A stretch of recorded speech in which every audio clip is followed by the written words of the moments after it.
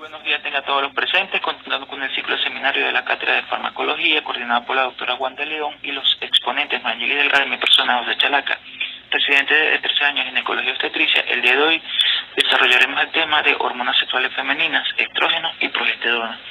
Para poder desarrollar este tema, pues tenemos que precisar muy bien la síntesis de estas hormonas, y todo se lleva a cabo sobre el eje hipotálamo hipófisis ovario, que es un sistema cuya función es mantener la regulación y el equilibrio de los niveles hormonales, los cuales están regulados por complejas interacciones recíprocas entre el hipotálamo, la adenohipófisis y las glándulas, en este caso pues las gónadas, como se visualiza en esta imagen, y estas están reguladas por mecanismos de retroalimentación, ya sean positivos o negativos, los cuales permitirán un control preciso de los niveles hormonales. En el caso de la gonadotropina, que se sintetiza en la adenohipófisis, al igual que la hormona estimuladora de la tiroides, la cual forma parte de la familia de la glucoproteína de hormonas hipofisiarias, el factor liberador del hipotálamo a través de la hormona liberadora de la gonadotropina, la cual sintetizará y liberará de los gonadotropos la luteinizante y la folículo estimulante, y estas a su vez actuarán sobre los ovarios efectores, o mejor dicho, los órganos efectores. En esta imagen ustedes pueden visualizar un ovario y un testículo, es donde va a actuar estas hormonas. En el caso del hombre, la luteinizante sobre las células testiculares de Leydig para sintetizar andrógenos, testosterona a partir del colesterol, y la folículo estimulante actuará sobre las células de Sertoli para la maduración de los espermatozoides. En el caso de la mujer, la folículo estimulante desarrolla el crecimiento folicular, también estimula la producción del estradiol, y la luteinizante actúa sobre la teca interna para síntesis de la androstenediona, que es el principal precursor de los estrógenos ováricos. También actúa en la ruptura del folículo dominante durante la ovulación y para la síntesis de progesterona por el cuerpo lúteo. En resumen, el resultado final serán los andrógenos, estrógenos y progesterona. En el caso del ovario, pues va a producir estrógeno y progesterona en forma cíclica y controlada de forma endógena, las cuales producirán numerosas acciones fisiológicas. En farmacología se establecen los múltiples usos a partir de estos fármacos elaborados de forma natural, semisintética o sintética. Algunos de ellos que son de uso esteroideo, o mejor dicho, son de origen esteroideo o no esteroideos, como se ve aquí en la imagen. Los usos más comunes de los estrógenos y progesterona son para los anticonceptivos y las terapias hormonales de la menopausia. Pues gracias a esto, se usan para el tratamiento del SIDA de mama también, con receptores hormonales positivos, y para el tratamiento de infertilidad. Los moduladores selectivos de receptores de estrógenos también son usados para prevenir el SIDA de mama y la osteoporosis. Los estrógenos son derivados químicos del pentano hidroxifentanelo, formado por 3 anillos ciclohexanos, que en esta imagen ustedes los van a ver en la parte de arriba como A, B y C, y un anillo de ciclopentano con la letra D.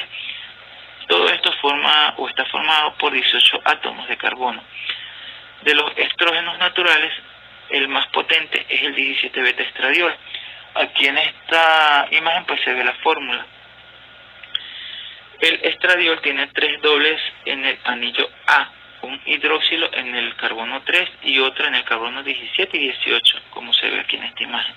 En cuanto a la estrona, es un producto de oxidación del estradiol gracias a una cetona en el carbono 17, como se ve aquí en esta imagen.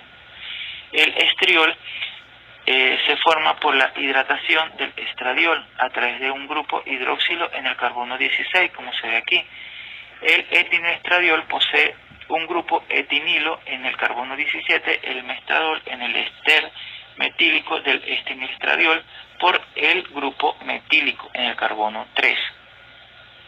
Existen otros derivados sintéticos de acción estrogénica que no son esteroideos, como el dietilvestrol. También, pues aquí vemos en esta imagen pues algunas clasificaciones.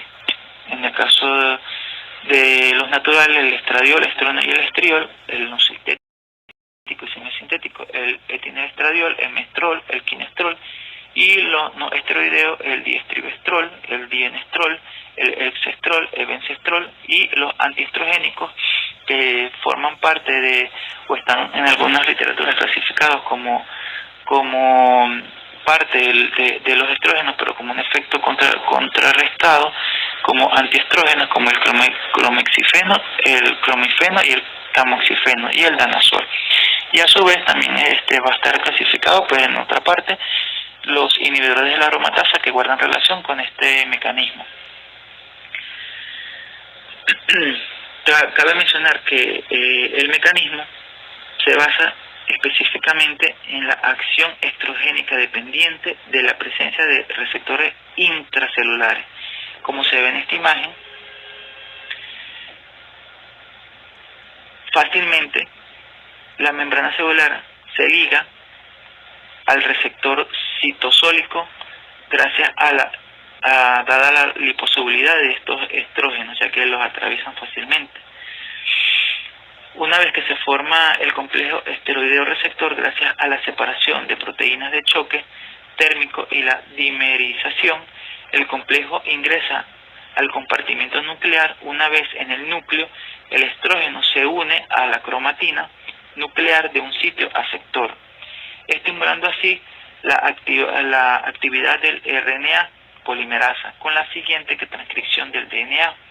Por su parte, los RNA mensajeros producidos pasan al citoplasma, donde su traducción origina la síntesis de proteínas obteniendo la respuesta biológica. Son proteínas nuevas, pero ya son molecularmente diferenciadas para producir este efecto biológico o fisicofarmacológico del órgano en cuestión. Por ejemplo, las células del útero, vagina, mama, trompa, hueso, riñón, testículo, entre otros.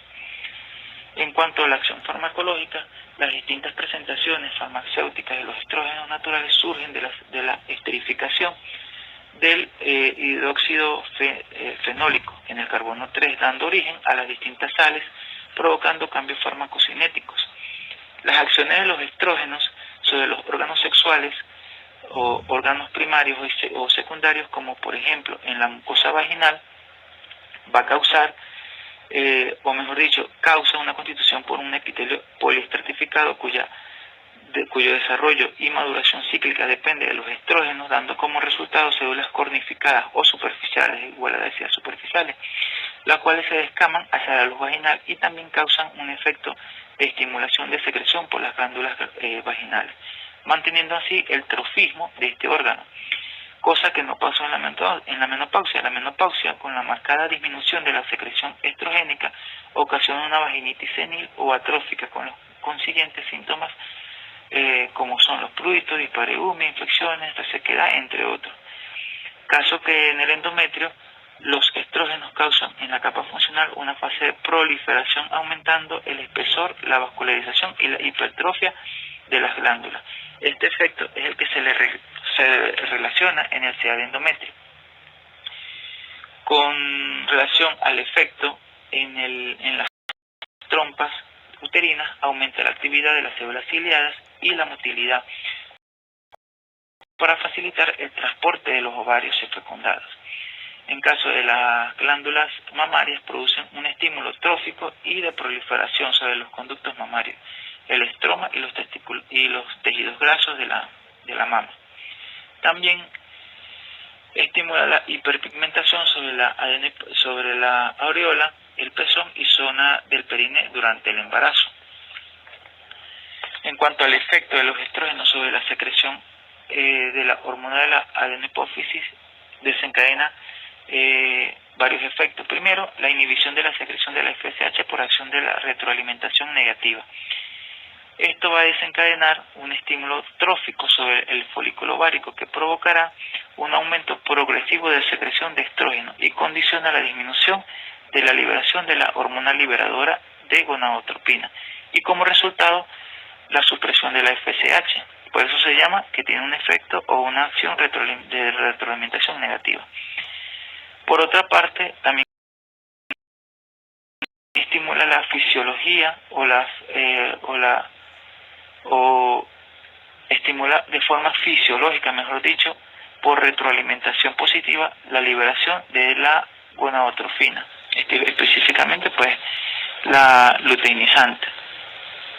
En cuanto al efecto del estrógeno relacionado con la carcinogénesis en varias especies animales, la administración crónica de estrógenos inducen a la aparición de diversos carcinomas, por lo que se ha planteado en diversos estudios en seres humanos determinar la relación o la correlación que hay del estrógeno con el cáncer de la mujer y en el hombre, sobre todo en el SEA de mama, SEA de cuello uterino, SEA de endometrio y el ovario, donde no se ha demostrado un incremento en la incidencia de carcinoma por el uso de estrógeno y anticonceptivos combinados en mujeres premenopáusicas, no siendo así en mujeres posmenopáusicas, dado que hay un incremento de incidencia del SEA de endometrio de hasta un 10 a 15 veces la presentación.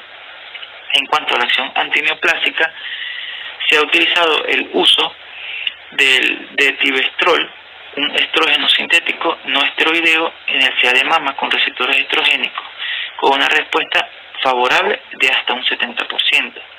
En cuanto a la acción de los estrógenos a nivel metabólico, pues tienen dos acciones específicas o dos efectos específicos: el efecto mineralocorticoide y el metabolismo lipídico, y también pues en el efecto de la coagulación sanguínea. Con relación al efecto de la acción mineralocorticoide, hace referencia a que hay una retención de agua y sal en el metabolismo de las proteínas y calcio a través de una acción anabólica que determina un balance positivo de nitrógeno y calcio. Esto causa una proliferación de la matriz ósea de los osteoblastos, la calcificación del hueso y la síntesis proteica, es decir, que va a tener un efecto beneficioso en la osteoporosis o de prevenir la osteoporosis, mejor dicho. Y en el caso del metabolismo lipídico, tiene un efecto sobre los lípidos sanguíneos, disminuyendo el colesterol LDL e incrementando el HDL, haciendo a su vez propensa pues a trastornos o accidentes cardiovasculares. En cuanto al efecto de la coagulabilidad, los estrógenos incrementan tal incidencia debido a los eventos tromboembólicos, y esto se debe a la producción de factores de la coagulación. Luego vamos a abordar el uso, o mejor dicho, la terapia estrogénica sustitutiva en la edad fértil, el uso farmacológico. Y esto se debe principalmente a utilizar un hipogonadismo primario o secundario. Se puede utilizar también en agenesia ovárica, en hiperplasia endometrial, entre otras. Puede ser en dismenorrea, ciclos anovulatorios, y esto se debe principalmente al uso de anticonceptivos combinados. Se puede contrarrestar este tipo de patologías. Se puede utilizar el valedato de estradiol en forma de administración dependiente de los criterios de elegibilidad médica recomendados por la CDC y recomendados por la OMS, y por el tipo de fase a implementar. Según sea el caso del uso de estos anticonceptivos combinados, ya sean monofásico, bifásico o trifásico. Esto de monofásico, bifásico y trifásico se va a determinar tanto por la concentración de los componentes estrógeno, progesterona, y su posología va a ser de 28 días, específicamente 21 días activos, de los cuales 7 días son de efecto placebo. Hay presentaciones que vienen 28 pastillas o 28 píldoras, de las cuales 21 son activas y 28 son inactivas o de efecto placebo. Y la dosis oscila entre 20 a 50 microgramos. Ya pueden ser Nordestel, Modicon, Demulen, Luestrin, Bexas, entre otros. En cambio, existe un régimen de supresión estrogénica que se conoce como conjugado, pero esto es ya más que todo para la terapia de la menopausia, estrógeno conjugado, que viene en la presentación de 2.5 miligramos cada 6 horas hasta 10 miligramos, hasta 10 miligramos divididos pues en cada 24 horas. Se puede utilizar 2.5 cada 6 horas. O anticonceptivos combinados, una píldora cada 8 horas en 24 horas, luego una cada 8 horas por 7 días, luego una diaria por 21 días, para así que ocurra la menstruación por supresión en el caso de pacientes que están cursando por ciclos anovulatorios. Y en el caso de la menopausia, pues los estrógenos son los más utilizados para suprimir los síntomas provocados por el déficit de estrógeno, como lo son los síntomas vasomotores, vaginitis, senil, de forma local. Por ejemplo, el Premarin, el Ovestin se utiliza en forma local en cremas u óvulos. La forma de administrarlo es de 0.5 por 21 días, descansa 7 días, luego 2 veces por semana. Ese es el esquema donde más se utiliza. Los antiestrógenos se distinguen de los receptores o de los moduladores receptores estrogénicos selectivos, en que son antagonistas puros en todos los tejidos estudiados, como por ejemplo el clomifeno. Está aprobado por la FDA como tratamiento de la infertilidad en mujeres anovulatorias, y el Fulvestrant se utiliza para tratamiento del SIDA de mama en mujeres con progresión de la enfermedad. Por otro lado, los SERT o los moduladores selectivos, los receptores de los estrógenos, son compuestos con acciones selectivas de tejidos. El objetivo farmacológico es producir acciones estrogénicas beneficiosas en ciertos tejidos,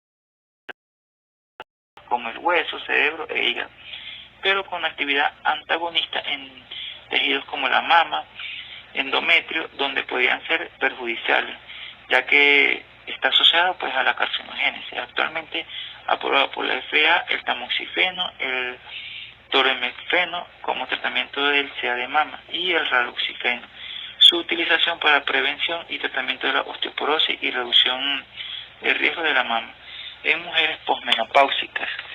Empecemos con el citrato de clomifeno. Su acción consiste en la capacidad de competir con el estrógeno por los receptores de estrógenos propiamente dicho, que están dispuestos pues en la membrana celular y intracelular a nivel del hipotálamo, por medio del bloqueo de la retroalimentación negativa normal del estradiol sobre el hipotálamo. Este efecto pues hace que se disminuya la hormona, previniendo que se reduzcan los niveles de estrógeno, como normalmente pasaría al reducir la hormona liberadora de la gonadotropina.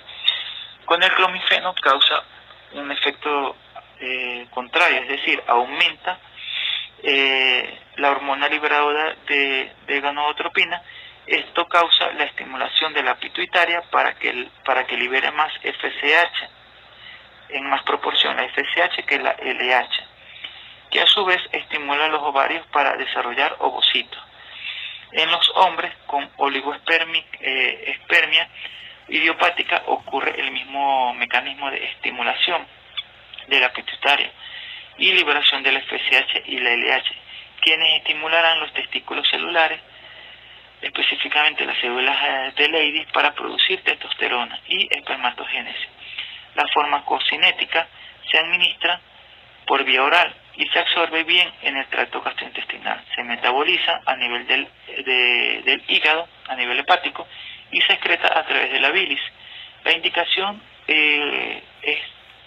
se usa más que todo para el tratamiento de la infertilidad en mujeres, y su uso es de 50 a 25 miligramos una vez al día por 5 días, iniciando el 5.º día de la finalización del sangrado menstrual, pudiéndose repetir este ciclo en la oligoespermia,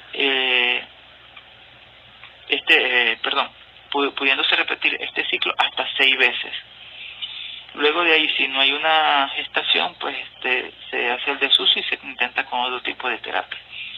En la oligoespermia, el régimen consiste en 25 miligramos diarios por 25 días, con descansos de 5 días, cada mes hasta 12 ciclos. Y la terapia con clomifeno generalmente es bien tolerada. En cuanto a sus efectos adversos, experimentan efectos vasomotores, sofocos, alopecia, eritema, migraña, insomnio y un aumento del apetito. Pero estos efectos ocurren solamente en un 1%. En cuanto al tamoxifeno, es un fármaco no esteroideo basado en trifenilentilo que muestra un espectro antagonista y agonista estrogénico, utilizando el mismo mecanismo antiestrógeno, compitiendo con el estradiol 17 beta. De esta forma induce un cambio conformacional, específicamente aquí en esta imagen como se ve, en el receptor. Como resultado, dependiendo del tejido, actúa como agonista o antagonista. Aquí pues vemos en esta imagen pues el ejemplo de el ovario y la mama. Un efecto antagonista estrogénico. En cuanto a su farmacocinética, se administra por vía oral, se absorbe por el tracto digestivo, se metaboliza en el hígado por el citocromo P450, se excreta por vías biliares. Su posología específicamente es más indicado pues en el CA de mama metastásico. Es de un 20, se utiliza de 20 a 40 miligramos orden día por 5 años con receptores estrogénicos positivos. Eso es muy importante, que tengan esa propiedad, reportando una reducción de hasta un 43% de incidencia. Reacciones adversas, pues se asocia al tratamiento, suele ser ligeras y pasajeras. Síntomas vasomotores, gastrointestinales, trombosis, embolia pulmonares, incidencias de un CA de cuello uterino, de CA de endometrio, pero posterior al uso de un 5% en forma crónica. Con relación a los inhibidores de la aromatasa, son compuestos que suprimen la biosíntesis de estrógeno a través del bloqueo, ya sea puede ser irreversible o reversible, del complejo enzimático de la aromatasa, como se ve en esta imagen, lo cual pertenece a la superfamilia del citocromo P450, el cual cataliza la conversión de andrógenos a testosterona, y a su vez la androstenediona en estrógeno, que nos dará estradiol y estrona. Los inhibidores de la aromatasa se clasifican en dos grupos: los tipo 1, conocidos como inactivadores de la aromatasa, lo cual su acción pues inactiva irreversiblemente la enzima, y los tipo 2, conocidos como inhibidores competitivos de la aromatasa, se unen reversiblemente al sitio activo de la enzima. También se clasifican de acuerdo a la aparición en el mercado por generación. La primera generación aparece en 1960. Sus principales representantes fueron la testosterona y la aminoglutamida. Actualmente están en desuso por la elevada porcentaje de neurotoxicidad que presentaba. La segunda generación aparece a partir de 1980 como el fadroxol, que es el principal representante. Es muy selectivo, baja toxicidad, y de hecho en Japón se utiliza como segunda línea contra el CA de mama. Y en la tercera generación pues aparece en 1990, aprobados por la FDA en 1966, con mayor eficacia y menor toxicidad que la primera y segunda línea, pues el anastrozol y el letrozol, que son los más representativos a nivel mundial para el tratamiento como primera línea en el CA de mama con MT resistente al moxifeno. Bueno, una vez precisado pues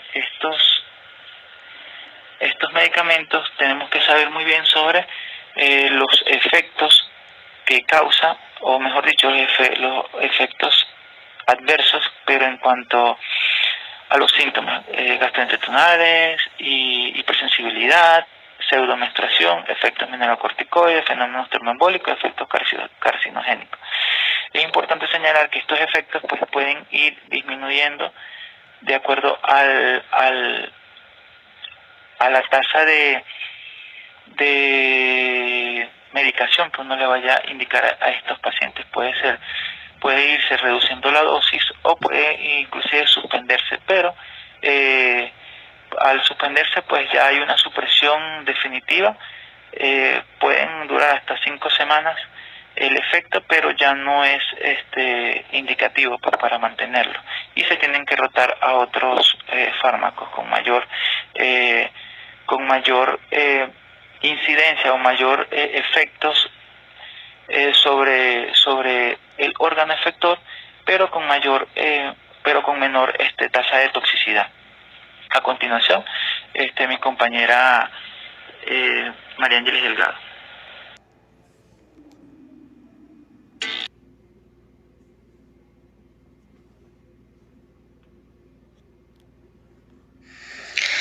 Bueno, para dar continuidad con el tema, en este momento estaremos hablando acerca de progesterona y progestágenos.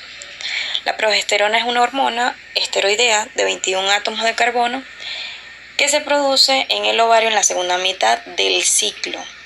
No solo se produce en el cuerpo amarillo después de la ovulación, sino que también puede producirse en la corteza suprarrenal. Además de esto, se dice que fisiológicamente la secreción de la progesterona está bajo el estímulo directo de las gonadotrofinas, en especial la hormona luteinizante, la cual va a actuar en los folículos y después de la ovulación en el cuerpo amarillo a través de los receptores de membrana se da una activación de lo que es el AMP cíclico, previa estimulación de la adenilciclasa ligado a la membrana. La progesterona también va a ser producida por las células de la granulosa del folículo maduro y posteriormente por lo que es el cuerpo amarillo. Se dice que si no hay una anidación del óvulo ni formación del trofoblasto, la misma actúa haciendo una retroalimentación negativa sobre los factores de liberación hipotalámicos y sobre la hipófisis anterior, lo que va a inducir a una inhibición de la secreción de LH. La falta del estímulo de la gonadotrofina a su vez produce la supresión de la secreción de la progesterona y del conjunto de los cambios endocrinos que finalmente producen lo que es la menstruación. También es importante saber que otros órganos que sintetizan esta hormona son las glándulas suprarrenales, los testículos y el sistema nervioso central. En cuanto a los progestágenos, es importante saber que son agentes farmacológicos con una acción similar a la progesterona. Pero debemos también conocer que en la fase folicular la progesterona se va a producir aproximadamente entre 1 a 5 miligramos y que en la fase luteínica se incrementa de 10 a 20 miligramos por día. Además de esto, como mencionamos de que el progestágeno es un agente farmacológico que va a ser similar a la progesterona, sabemos que esto va a tener una acción más potenciada que la progesterona en sí. El conocimiento en la relación de la estructura química hace que la acción farmacológica se generó en los últimos 20 o 30 años y esto se debe a muchos avances en la terapéutica progestacional. Dentro de ellos tenemos los derivados del pregnano, que son las progesteronas y sus derivados, y estos son esteroides de 21 átomos de carbono con una doble ligadura entre el carbono 3 y el carbono 20. Y dentro de ellos los más conocidos son la medroxiprogesterona, de la cual vamos a estar hablando un poco más adelante. Además de esto también tenemos los derivados de los androstanos, también llamado 19 noresteroides. Estos tienen 19 átomos de carbono y además de las acciones progestacionales poseen efectos androgénicos y estrogénicos. Se utilizan básicamente como agentes anovulatorios en la anticoncepción hormonal. Los más utilizados son el levonorgestrel, el norgestrel, noretisterona y etinidiol. En la presente imagen podemos ver los que son los derivados de la progesterona, que es el pregnanos, y dentro de ellos el megestrol, el acetato de megestrol, el acetato de ciproterona y el acetato de medroxiprogesterona. Y dentro de los 19 noretosterona están los estranos, y dentro de ellos el más conocido, el dienogés, y los gonanos, dentro de ellos el más conocido, el levonorgestrel, desogestrel y gestodeno. Además de ellos también tenemos la espironolactona, del cual va a derivar la drosperinona. Por otro lado, en cuanto a generación, tenemos que los de primera generación va a ser la medroxiprogesterona, noretindrona, linestrenol. Los de segunda generación va a ser levonorgestrel, ciproterona. Los de tercera generación, desogestrel, norgestimato, gestodeno. Los de cuarta generación, drospirenona y dienogés. Ahora, en cuanto al mecanismo de acción de los progestágenos de manera característica son lipófilos y se difunden con facilidad hacia el interior de la célula. Como todos los esteroides, los progestágenos tienen un receptor citosólico, una proteína PM, a las cuales se ligan, y esta unión entre el complejo de progestágeno y receptor se trasloca al núcleo, actuando sobre lo que es el DNA, y incrementa lo que es la transcripción y la formación del ARN mensajero que pasa al citosol, para posteriormente actuar sobre los ribosomas y desencadenar la síntesis proteica o de enzimas que tienen la capacidad de hacer el efecto fisiofarmacológico. Es importante saber que los receptores de progesterona se expresan en lo que son las vías reproductivas femeninas, la glándula mamaria, el sistema nervioso central, y en muchas células los estrógenos inducen la expresión de los receptores de progesterona. Dentro de las acciones farmacológicas, la progesterona y los progestágenos producen una serie de acciones de tipo fisiológico que sin embargo tienen también actividad o aplicación terapéutica. Y vamos a ver que dentro de esas acciones están las progestacionales, las acciones que se dan en el embarazo, y las acciones anovulatorias. En cuanto a las acciones progestacionales, a nivel del endometrio, los progestágenos van a actuar sobre el mismo previamente proliferado por la acción de los estrógenos, y lo que va a hacer es producir o inducir la secreción. Esto se da una vez que no se haya producido la fecundación, ya que al haber una disminución brusca del progestágeno va a determinar la caída de la capa funcional del endometrio y va a producir por ende la menstruación. Este medicamento también puede ser utilizado en patologías como hiperplasia endometrial debido a la misma causa, ya que se sabe que en estos casos el endometrio está en una fase proliferativa constante debido a los estrógenos, y se puede corregir dicha actividad proliferativa con las progesteronas. En cuanto a su acción sobre el miometrio, los progestágenos inhiben la contractilidad del miometrio, ya que antagonizan la acción de la oxitocina y disminuyen también la respuesta contráctil de la misma. Por otra parte, también van a inhibir la motilidad y la actividad peristáltica de las trompas. En cuanto a las glándulas endocervicales, la progesterona o los progestágenos van a estimular las glándulas del cuello uterino, y esto va a cambiar la secreción, la vuelve más viscosa, no filante, escasa, y no forma la característica de hoja de lecho al secarse en frotis. El moco cervical además se vuelve hostil para los espermatozoides. Por otra parte, a nivel de las glándulas mamarias, actúa en coordinación con los estrógenos, y su función va a ser ayudar a proliferar los acinos mamarios, completando la acción estrogénica sobre lo que son los conductos galactóforos. Además, también tiene una acción termogénica, ya que eleva la temperatura a aproximadamente 1 grado centígrado, y esto se debe a cuando se produce la formación de la progesterona a nivel del cuerpo amarillo en el ciclo sexual.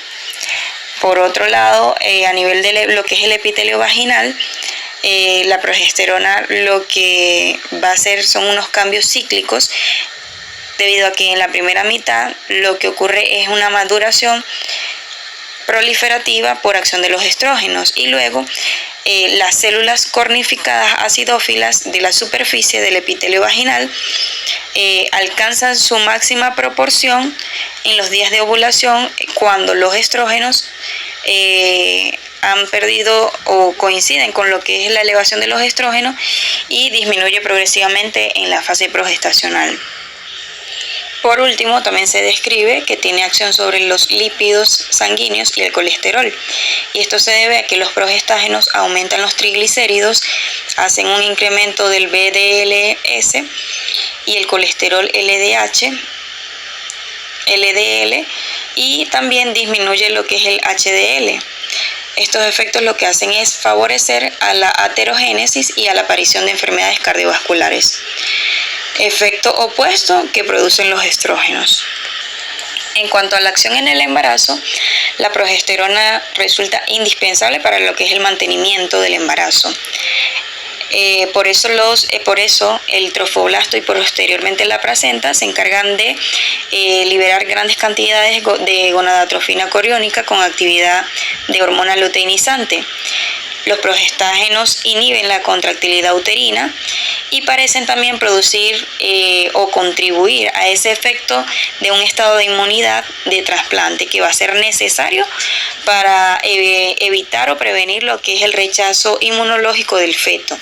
Se atribuye que la progesterona produce una inhibición de las funciones de los linfocitos T, que contribuyen a ese estado inmunitario de trasplante. Es por esto que ante pacientes que tienen abortos habituales o a repetición, uno de los tratamientos es el uso de la progesterona. Aunque se dice que en abortos espontáneos existe también un déficit a veces de la secreción de la progesterona. Sin embargo, se describe que por el contrario, el uso indiscriminado de la progesterona y de los esteroides en la amenaza de aborto pueden desencadenar también efectos teratogénicos.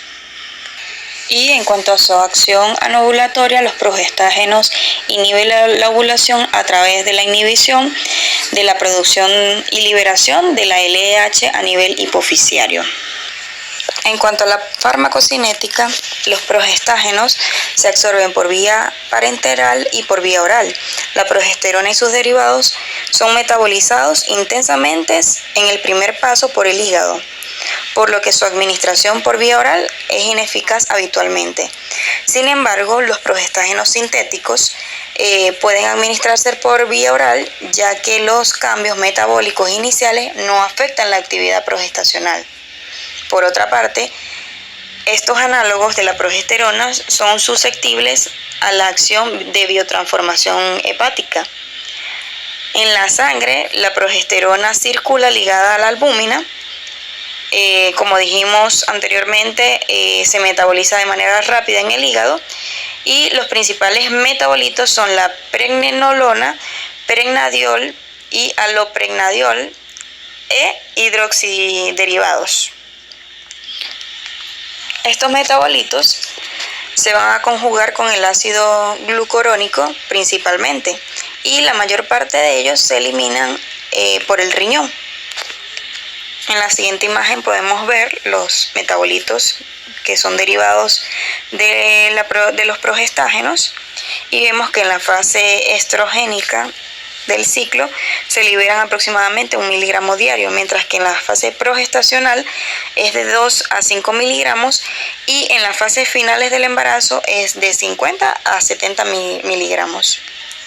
Es importante saber que el pregnadiol es un metabolito notablemente específico de la progesterona, y que su determinación en orina y en sangre constituye un índice preciso de la secreción y de la producción de la progesterona.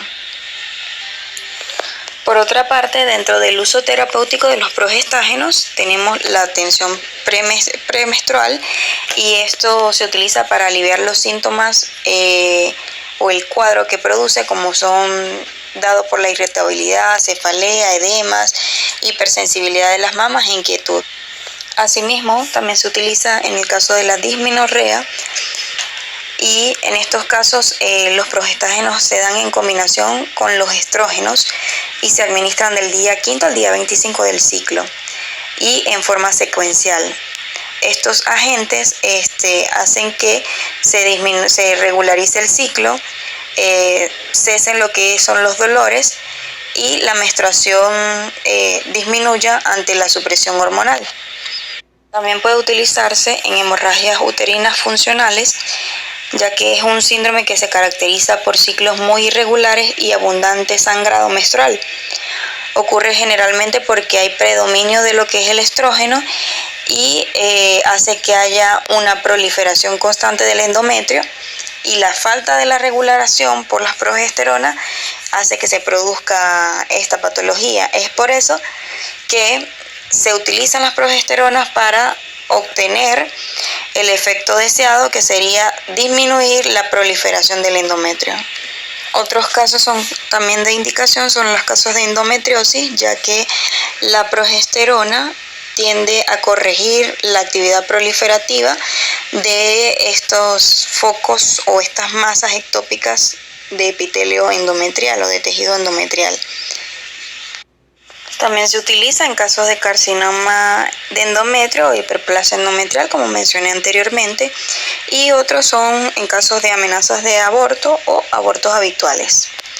Además de esto, también se puede utilizar en casos de supresión de la lactancia, utilizados juntamente con los estrógenos en el posparto inmediato, y pueden suprimir la lactancia. Sin embargo, no son agentes de primera elección para esta terapéutica.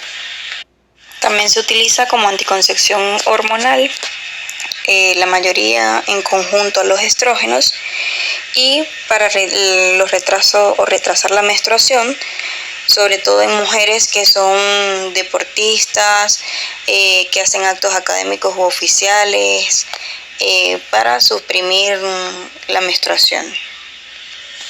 Por otra parte, es importante hablar acerca de los anticonceptivos hormonales, ya que la progesterona, como les mencioné anteriormente, forma uno de los componentes de los anticonceptivos. Ellos van a tener varios mecanismos de acción, dentro de ellos la anovulación, ya que se inhibe la ovulación por supresión de las gonadotrofinas, y hay una retroalimentación negativa en el eje hipotálamo-hipófisis, y esto hace que los estrógenos inhiban predominantemente la FSH y la progesterona la LH. En resumen, esto va a hacer que haya una mínima maduración folicular y una falta de ovulación. Además, también va a tener un efecto sobre el cuello uterino, ya que la secreción endocervical es muy importante para lo que es la viabilidad y el tránsito de los espermatozoides. Y cuando en la primera mitad del ciclo, la actividad de los estrógenos hacen que haya una secreción más acuosa y rica en sales, y en el día de ovulación, que a su vez coincide con lo que es el pico de secreción estrogénica, luego hay un cambio en el moco y se vuelve más viscoso y más espeso en la segunda fase del ciclo, y esto va a ser dado por la acción de los progestágenos, lo que hace que sea un ambiente hostil para lo que es el espermatozoide. Por último, a nivel del endometrio, va a sufrir una maduración cíclica con una fase proliferativa a base de los estrógenos, seguida de una fase secretora a base de los progestágenos. En cuanto a los tipos de anticonceptivos, existe un régimen combinado o una terapia combinada, y esto consiste en un progestágeno sintético, que generalmente es el 19-noresteroide, en alguno de sus derivados, que está combinado con un comprimido de estrógeno semisintético, generalmente etinilestradiol o mestranol. También está el régimen progestacional continuo a dosis baja, que son denominados mini píldoras y que consiste en la administración continua de acetato de clormadinona 0.5 y se comienza al 5.º día del ciclo, continuando con una píldora diaria de manera indefinida. Esto va a hacer que se modifique la composición del moco cervical y la capa funcional del endometrio. Existe también un régimen mensual que consiste en la administración de una dosis inyectable vía intramuscular. Esto es una solución que va a ser oleosa y una vez por ciclo es de dihidroxiprogesterona 150 miligramos. También puede darse por vía oral y en este caso una combinación de progestágenos con quinestrol o un estrógeno. También existe el régimen trimestral que consiste en una dosis de medroxiprogesterona de 150 miligramos inyectable cada 3 meses. En este caso, la acción anticonceptiva se acompaña de hemorragias que son irregulares al comienzo y luego del desarrollo hay una amenorrea y una hipotrofia o atrofia endometrial. Dentro de los tipos de anticonceptivos, en esta imagen podemos evaluar los progestágenos a las diferentes dosis, como es el levonorgestrel en 10, 15 y 25 microgramos, estodeno en 75 o 60 microgramos, la ciproterona en 2 miligramos, drospirenona en 3 miligramos y el denoges en 2 miligramos. De esta manera, la mayoría se encuentra en conjunto con los estrógenos y hacen anticonceptivos combinados. Aquí podemos ver los medicamentos que normalmente se encuentran en el mercado, como es el Sinobul, y contiene el levonorgestrel, etinidestradiol. El Diane 35, que contiene el acetato de ciproterona. El Ciclomex, que contiene gestodeno. Bellafaz, que contiene dinoges, y la Genesa, drospirenona. También en anticonceptivos que son solo a base de los progestágenos tenemos el desogestrel de 75 microgramos y el levonorgestrel de 150 microgramos. Además de esto, vamos a tener los progestágenos solo en anticoncepción, como es la medroxiprogesterona 150 miligramos y el enantato de norestiterona. Los nombres comerciales como son mesillina, pero en esta presentación está combinado con valerianato de estradiol, el Depotrin, que es medroxiprogesterona, o la Depo-Provera, también en esas presentaciones. Y se describe también el uso de los implantes a base de progestágenos, como es el Jadel y el Levoplan, y otros como los sistemas liberadores intrauterinos de progesterona, que va a ser el Mirena. En esta imagen podemos ver las presentaciones de progesterona micronizada de 200 miligramos, como es el Utregestan o Progendo, y que son muy útiles en amenazas de partos pretérminos. Es importante hablar acerca de los efectos adversos de los anticonceptivos, ya que los anticonceptivos hormonales tienen un uso amplio en la modernidad o en la actualidad. Y es importante que se haga siempre bajo un control médico especializado, ya que estos tienen efectos adversos que vamos a estar hablando a continuación. Dentro de ellos vemos que uno de los efectos adversos que se producen son los fenómenos tromboembólicos, la tromboflebitis o flebotrombosis, y estos se dice que afectan de 6 a 10 veces, sobre todo mujeres jóvenes, ya que producen un estado de hipercoagulabilidad. Otro de los efectos es la hipertensión arterial, ya que se ha visto un incremento en la incidencia de esto en pacientes que están tratadas con anticonceptivos hormonales. En cuanto a los efectos carcinogénicos, muchos de los temores que inicialmente había sobre el uso de los anticonceptivos fueron descartados con el correr de los años. Sin embargo, algunas precauciones deben ser muy temidas, tomadas en cuenta, ya que por el efecto estrogénico se observó que hay un aumento de aparición de hepatomas benignos que raramente llegan a ser malignos. Y bueno, por último, los denominados otros efectos adversos, como que son efectos menores, como las náuseas, vómitos, hipersensibilidad de las mamas, aumento de peso, nerviosismo. Estos efectos se atribuyen a los estrógenos y son de moderada intensidad y tienden a desaparecer en ciclos sucesivos. Por último, en cuanto a los antiprogestágenos, tenemos la mifepristona y sus derivados. Estos son antagonistas competitivos de la progesterona, cuyo efecto farmacológico principal es antiprogestacional o antigestacional. Su utilidad ha sido aprobada por muy pocos países, ya que su acción principalmente es abortiva. En cuanto a la acción farmacológica, ya que es un derivado del noretinodrel, posee una acción antagonista de los glucocorticoides. La administración en la fase folicular del ciclo inhibe la ovulación por bloqueo de la acción de la progesterona a nivel del hipotálamo.